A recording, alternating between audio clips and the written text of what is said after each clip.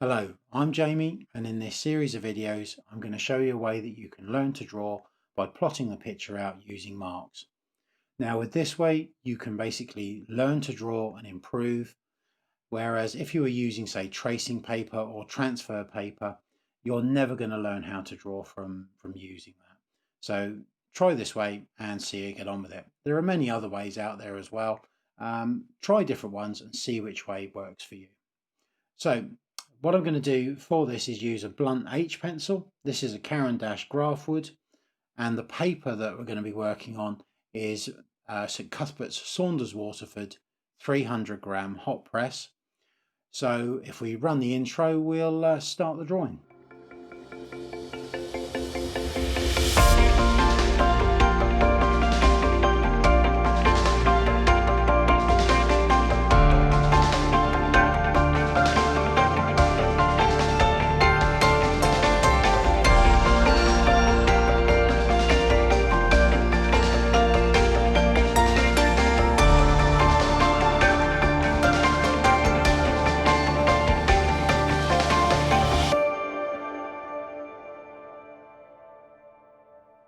Okay, so for this picture, I'm going to do a picture of the meerkat. What I'm going to do first of all is draw a box which is the same size as the actual image. So I just start by drawing a line first of all.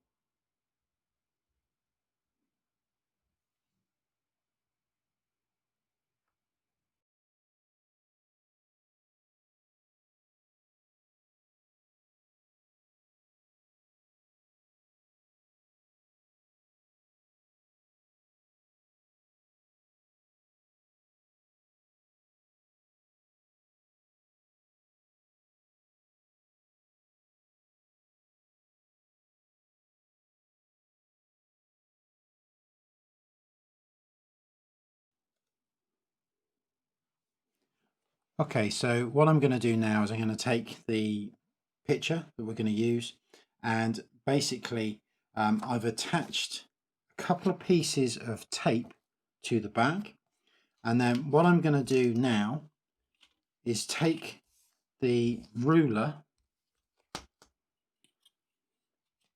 I now put it in line with the edge of the picture and just press it down.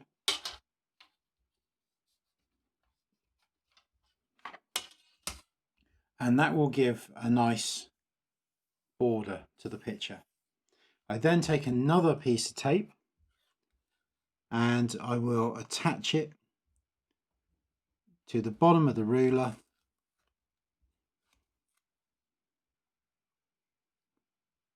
and in line with the bottom of the image, and that will be our guide to basically always tell us where the bottom of the picture is, because when we take our piece of scrap paper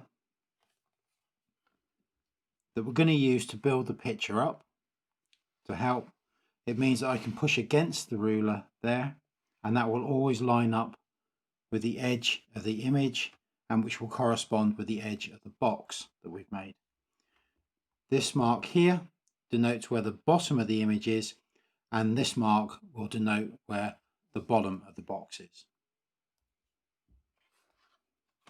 Now, I'm right-handed, so I find it much easier to just have work from the left-hand side. If you're left-handed, you might find it easier probably to work from the right-hand side of the picture. It's whatever way works for you. But the key thing is, realistically, you just want to work from one corner. And whichever corner you choose on here, that's the corner you want to work from. Because if you've done the box and you've made a bit of a mistake and it's slightly bigger or smaller than what the image actually is, if you are working from random corners, the picture's going to end up completely out of proportion and out of shape. Whereas working from one corner, it will always be correct. So what I'm going to do now is I'm going to start by doing the eye first. And I just take the piece of scrap, I line it up against the ruler, move it up until it's level with the bottom of the eye, and I just put a mark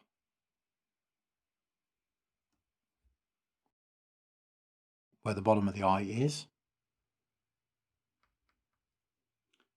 and another mark where the bottom of the image is. I'll then take this and line it up along the edge of the picture. So the bottom mark I put lines up with the bottom of the box, and then I just put a mark where the bottom of the eye will be.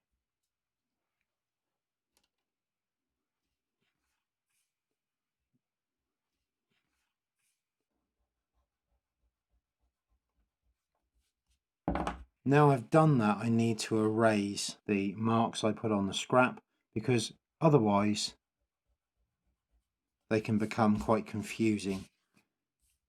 In other words, if you end up with too many marks on the edge, basically you can't see which mark corresponds to what you've just done. So I'm now going to continue to do the same thing. I move up, so I'm doing about halfway up the eye. Again, I'll mark off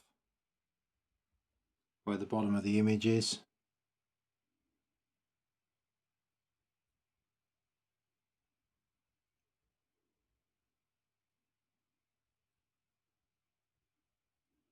And I now just mark off the width of the eye.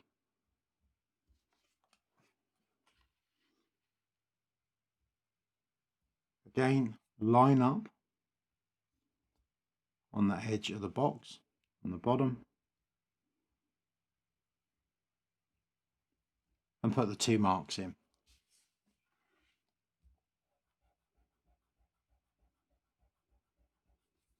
Again, I rub the marks out.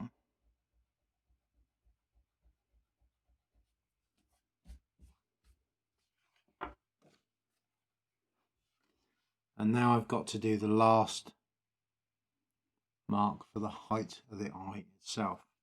So I'm literally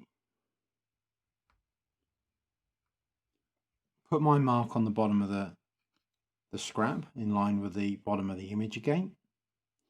Now I can't really see very well where the top of the eye is, so I've just literally just flicked the corner back a few times just to show, and then I just double check, and yep, that's fine.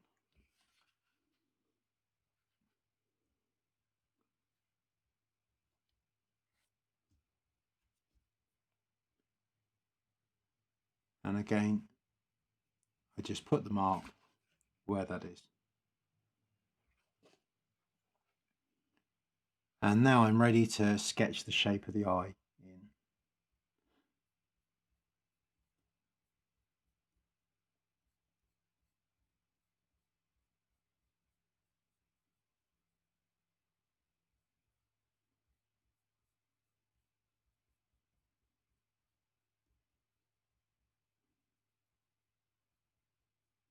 Now again, I'm using the blunt H pencil.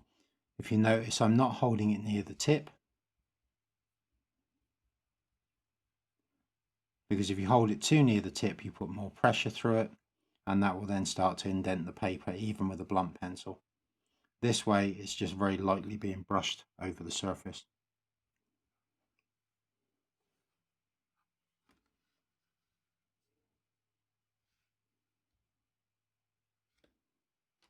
So what I'm going to do now is work around the top of the head.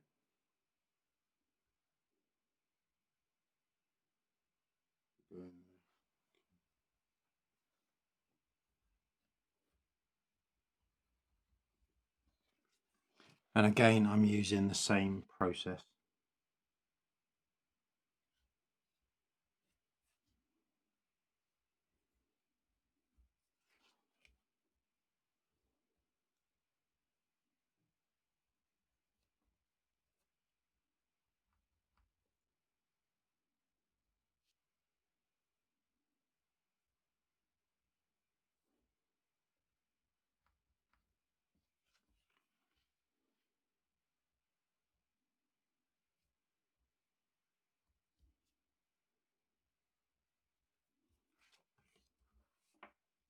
Okay, so now I've done 3 more marks. I'll now sketch those in.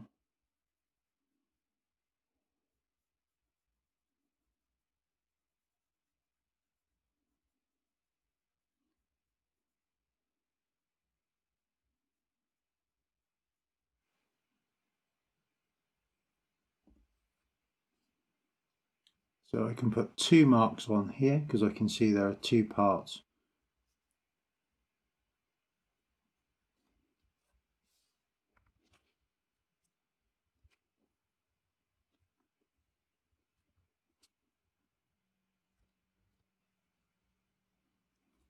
Now just starting to work down towards the nose.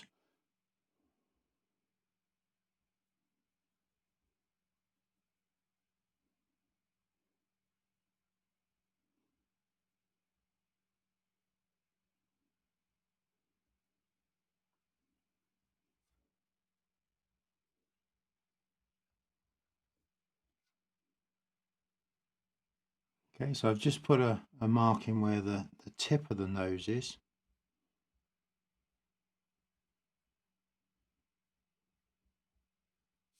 And I've now just put a mark in where it goes into the nostril.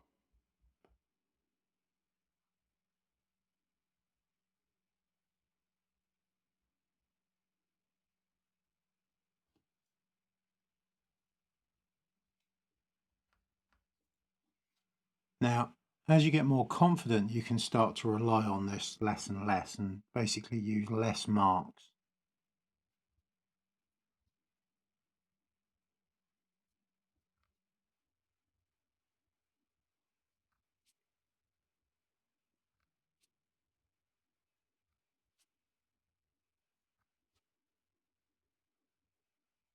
So now I'll move over to the other side of the head and start working around the ear.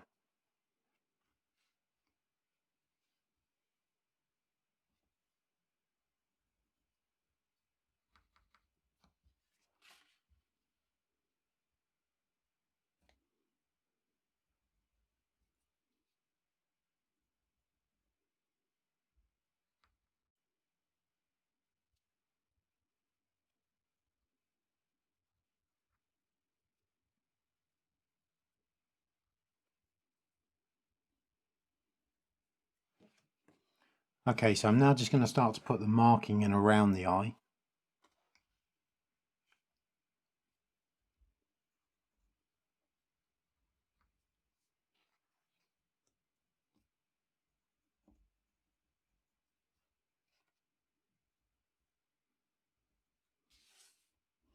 And again, for this, I've just used 2 marks.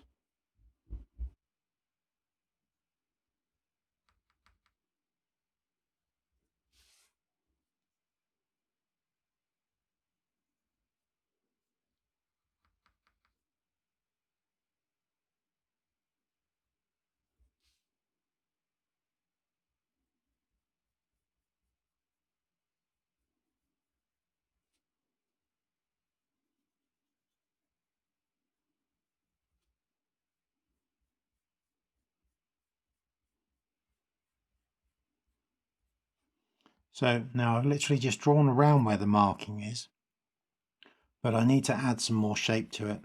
I don't need to rub anything out. I can literally just freehand back in just to make the alterations that I want. Like for example, this line here is too straight, so I can just go back over it and alter the shape of it. A lot of the time when working on this part, you don't need to rub stuff out. You can get away with just going back over it.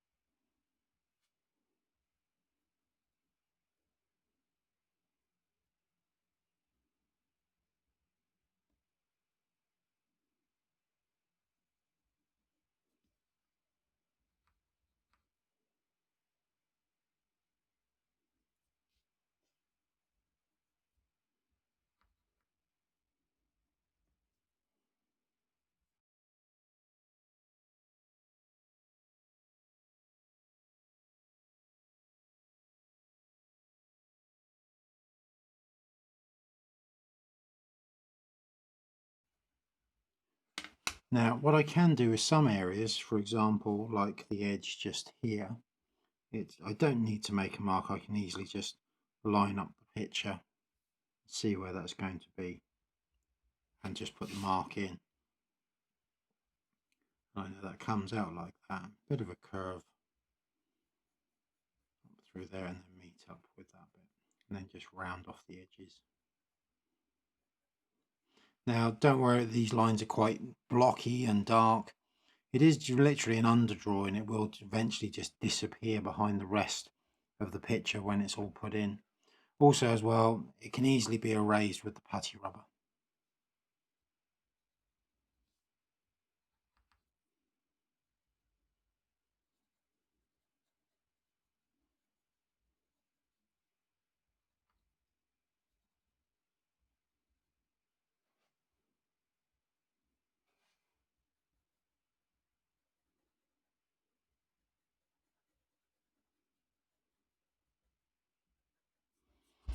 Also, the part I'm working on now with the fur where it sticks out, don't do the tip of the fur, look for where the actual part of the body or the arm would be, and then go for that.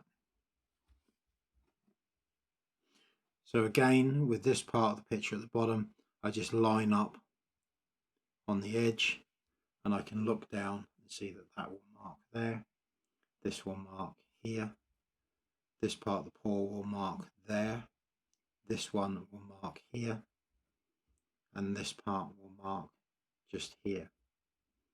And I'll also put a mark in there. Now, like I said, you don't want to use too many marks, but this isn't too bad for this bit.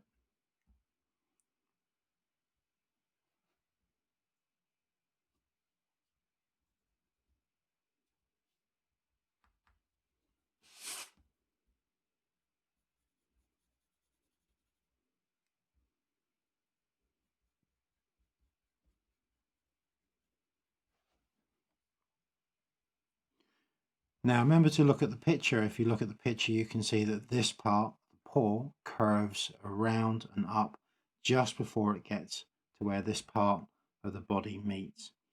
So I've just curved it up there, and then I'll just take it back out, and then it will head out to meet up with the rest of the body. Now this bit we said we had some fur, so I can quite easily, because it is a prominent part, I can just flick out some fur just there for that.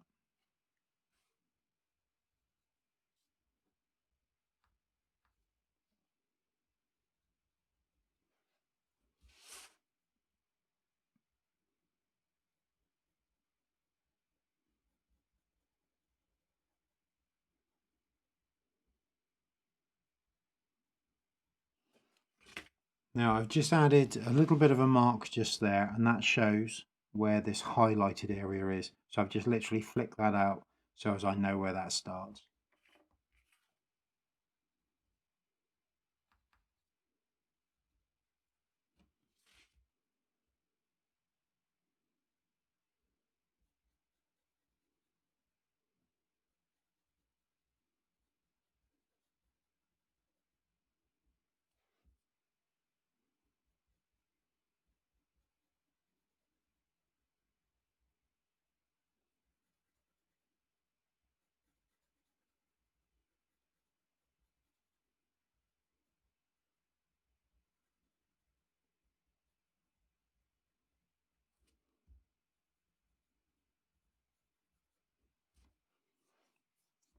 Okay, and then I can see that the highlight is in line with the top of this part just here, so I can then freehand that in.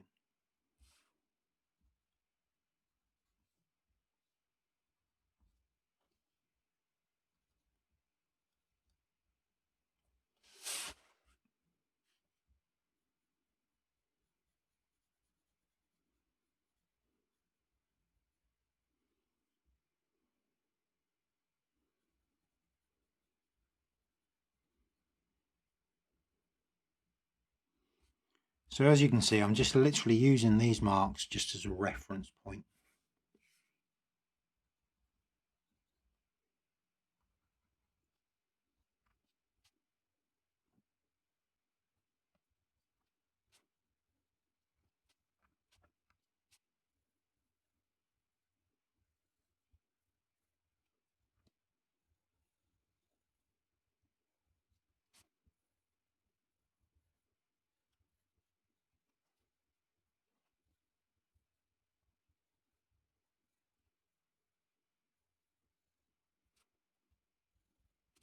So I've just freehanded in a few bits just to add a little bit more shape to the drawing.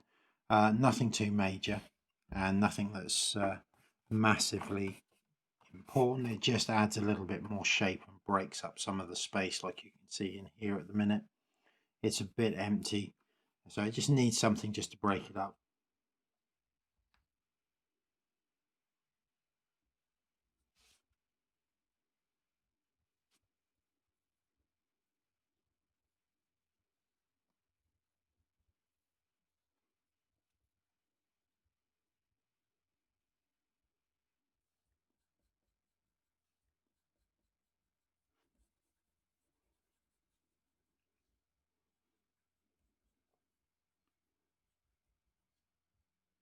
Some extra markings into the picture just to make it, just give it a bit more shape, basically.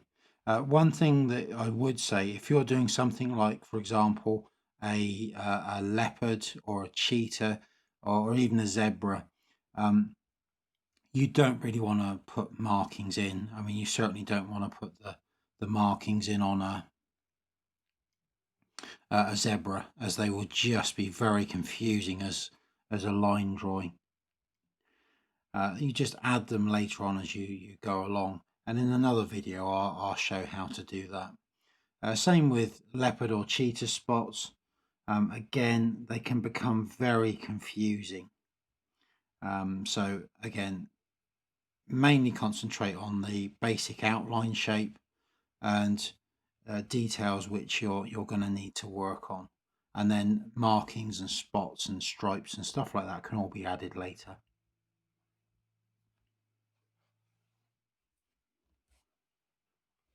And there we have it. Our initial drawing is done. Like I said, it's quite rough.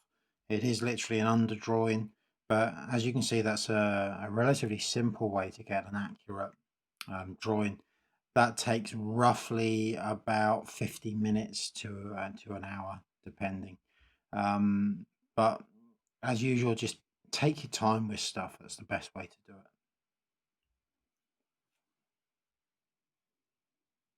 So that's the picture drawn out. And what I'll do at the same time next week is we can start to work on the eye. And I'll show you how you can get a nice glassy look to it.